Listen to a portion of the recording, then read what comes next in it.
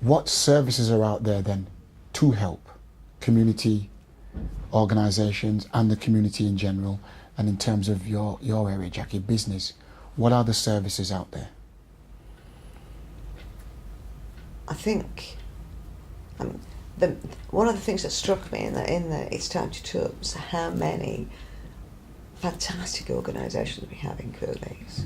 We have a myriad of third sector organisations, voluntary sector organisations, community organisations, and our staff work with those organisations all the time. Okay. And that can, as we've said earlier, can only increase. It has to increase and improve, because some of the things that we won't be doing, we are hoping that by working together, some of those community organisations will be able to take over.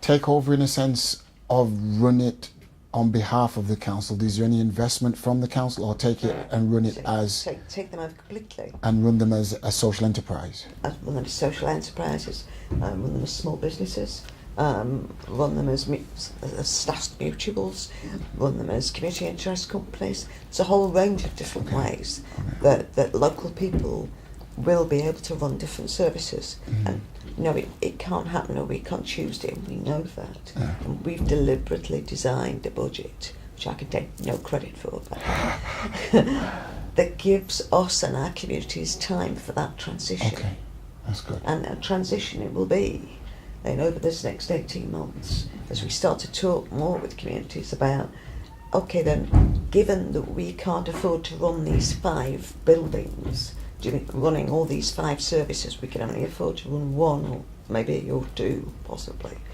What are the things that are housed in the other 3 that you want to do differently, and how can we work together to make that happen? This is complicated, and we don't underestimate it, do we? No, and I think one of the bigger challenges we've got, isn't it, is that at the moment, if we were to say, we aren't going to do this, we're going to want the community to try and come forward and do that, there is an expectation that there's money that the council will have that will give to a community group for them to go away to deliver something.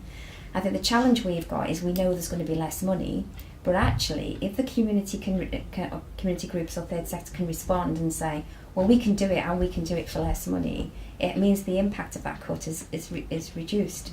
So I think there is an honest conversation, which is the time element, about how do we prepare communities and build capacity to be able, so that when the council does withdraw in terms of the services it might be supplying now, that the full scale of that's not felt by residents, because community volunteers come forward and do things. And it may be that that might be with no money at all, or with some money, but not the original amount that the council was spending. Right. So I think it's a frank conversation more than anything, isn't it? It's a really frank conversation. And it's important that locally elected members are kind of fundamentally involved in that, helping, working with their communities to help shape what that might look like. And they've already started to. Any number of local councillors are talking with communities about what their local priorities are and how that manifests itself, and what different activities they need to be thinking through and working on. That's already started, hasn't it? Yeah. We've got some really good, active local community councillors in Kirklees. I think people probably don't recognise and respect that as much as they do elsewhere. But in Kirklees, there's some great local councillors. Yeah, but I'm hearing it's like a devolution of power, a dissolving of the council services, transforming over into the community. What are I hear buildings will be going, so local authority owned buildings will be going. Is there anything else that the community can start looking out for? You talk about businesses within the council as well, or let's say departments within the councils. What kind of departments were you looking to transform over to the community? We already have some really supportive friends of our local museums. Okay. We have a lot of friends of different parks. We have all kinds of different organisations coming together to run different services. We have one community organisation that's already running their own library. The list goes on, really, doesn't it? There's any number of different kinds of services that can be run by different community organisations and third sector organisations and or businesses. Yeah. And just on the business side of things, I think it's important to recognise that with the changes that have happened nationally about how local government funding continues going forward, there is now a direct link between business rates and what the council takes in terms of income. So it would be remiss of a council not to think about how does it support its business from a whole host of things, not least the funding link, but obviously the funding link helps. In terms of the more businesses that we can encourage to live in Kirklees and to occupy Kirklees accommodation, the more that gives skills opportunities for our residents and a whole host of other things. So it's a complete no-brainer to think actually making sure that businesses have all the support that they need in order to grow and flourish is a fundamental plank for a council going forward. One of the challenges with that is that, to be honest, the council isn't the place that businesses would go to help. It's not the reputation of a council, and I don't mean Kirklees because we've got a very good reputation, but the reputation of a council normally isn't kind of a help for businesses. So one of the messages we've been sending for a couple of years is, look, we really care about your business growth. We really care about the fact that the more you employ people, the better it is for our communities and our residents, and we'll want to see that in spades. So what we need to try to do is to help you do that, and you need to come to us, because even though we might not be able to help you directly, we do have a whole host of things that we can signpost you to. So at the moment, we've got something called a business deal in Kirklees, which is very much around, come to us if you want to talk to us about apprenticeships, talk to us about what funding you might need. Do you want to do some research and development, because there are opportunities that exist on a national stage. Talk to us about skills. There's a whole host of things, and if there's anything the council can do to help support your business growth around the things that its regulatory functions cover, things like planning, building control, those kind of things, we'll do our best to unblock those blockages, because it's really important to us that your business thrives. So there are kind of a couple of messages really in the text of what we're both saying, which is very much around we need to work with it in a different way with both businesses and local communities, so that we are achieving the same outcomes but just doing it in a completely different way. Excellent. I really do feel a sense of optimism. Oh, that's good. But I do. I've always wanted, as a community man, a blues optimism. Don't go too high. Just keep yourself nice. But I do think out the challenges does come opportunities. The thing I'm most concerned about is those who don't feel they can do it without the council, because that paternalistic parenting, corporate parent. I don't think some people have got over that yet. They're still looking at the local authority to come out and speak to, particularly some of the minority ethnic communities, where there's always been a fund there for anything to do with marginalised groups. All that's going, and yet they still haven't really switched on that. It's not going to happen in another 18 months' time. What do we do for those? Well, it's interesting. I'll tell you a family story. I'll get to a point eventually. Okay. But my son is 18, and I've noticed that whenever he's around me, he turns into this 5-year-old. It'll go mad if he's ever seen this 5-year-old. And I said to my husband the other week, why is he just like that with me? And my husband turned and said, it's because you always act like you're his parent all of the time. That's right. And so you get the response back for what you put out there. And so I've kind of been reflecting on that, and I have been trying a different approach. So Daniel, if you're watching, you might not have noticed, but I have been trying a different approach. And actually, over the past 3 months, that child has gone from being a child to a man in the way he deals with me, because I've put a different set of signals. And you're not upset about that? It's been a bit scary for us all, to be honest, but I'm there.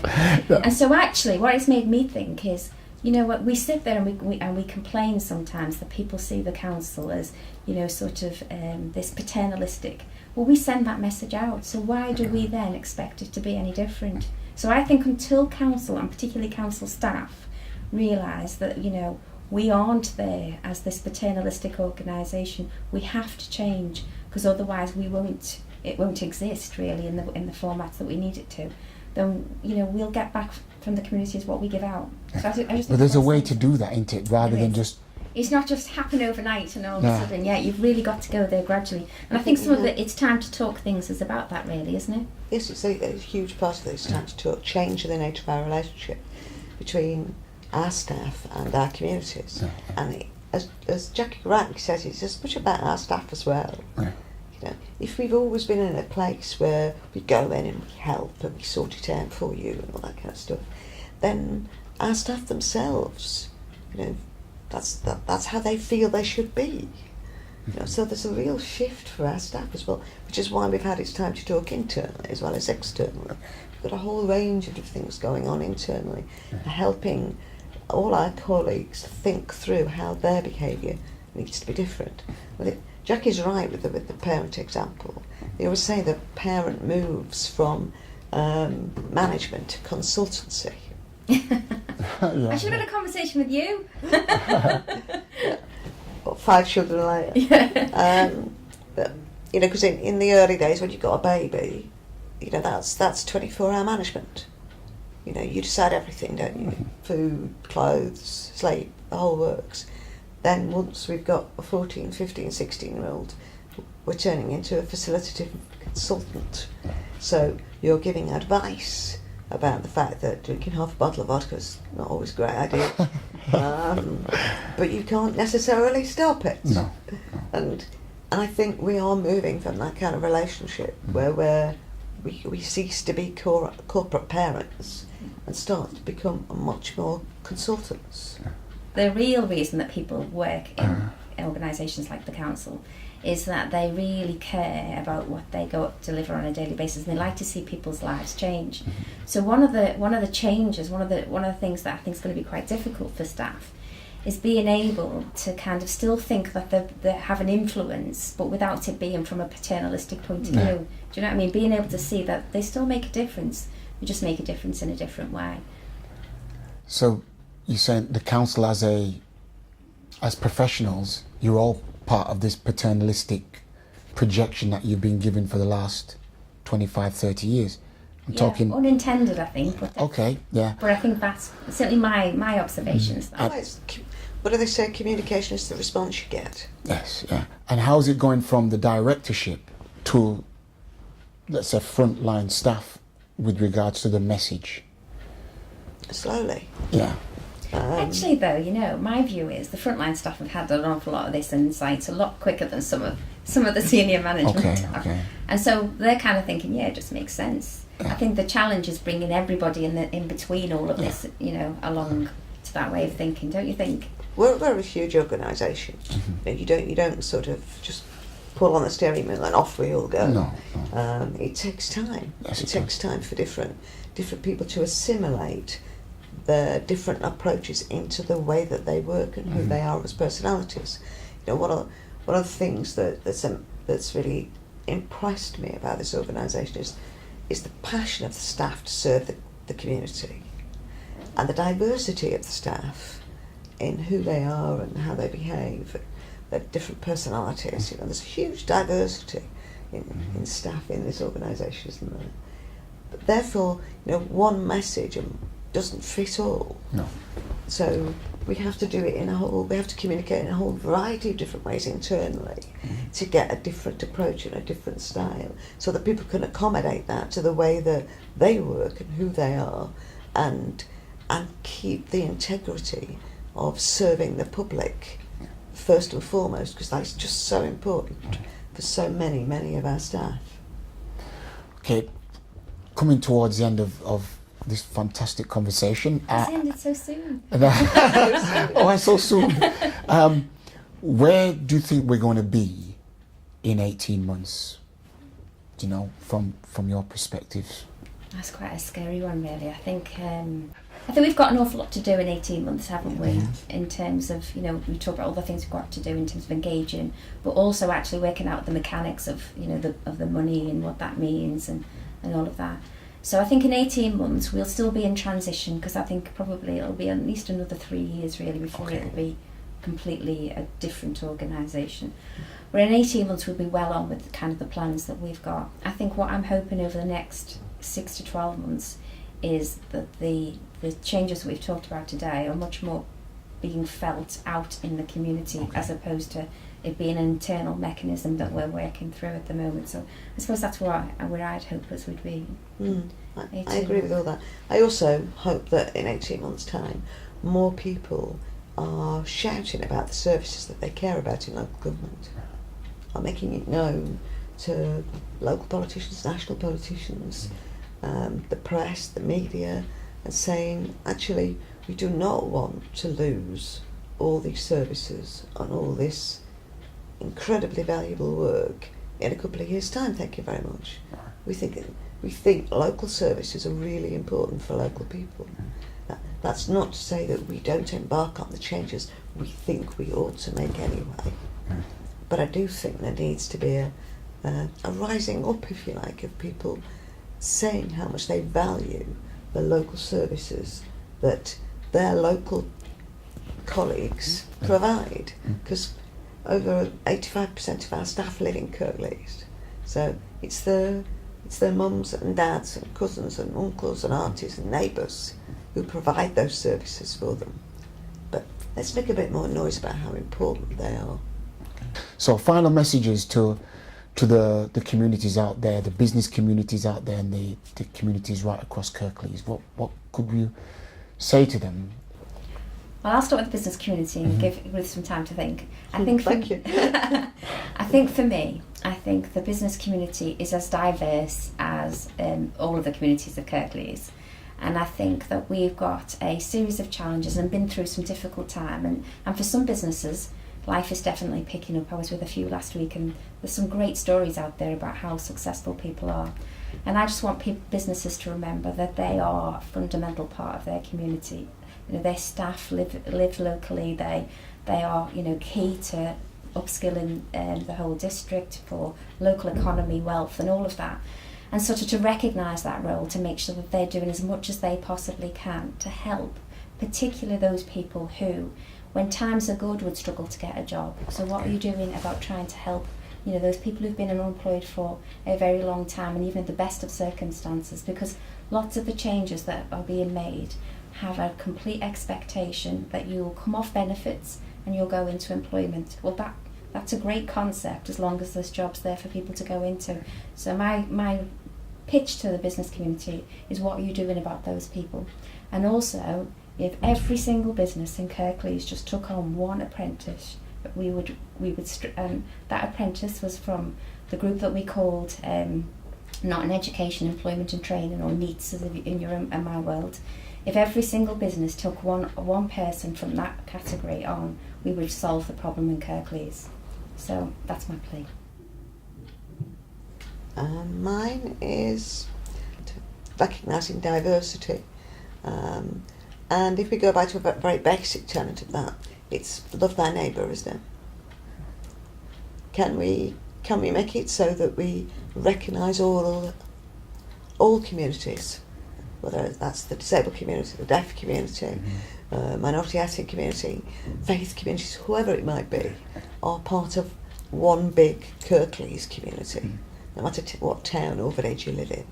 And how does love thy neighbour manifest itself? Sometimes it only manifests itself in a cup of tea for half an hour with the old lady who lives next door but one. Ruth and Jackie, thank you so much for your time. Thank you.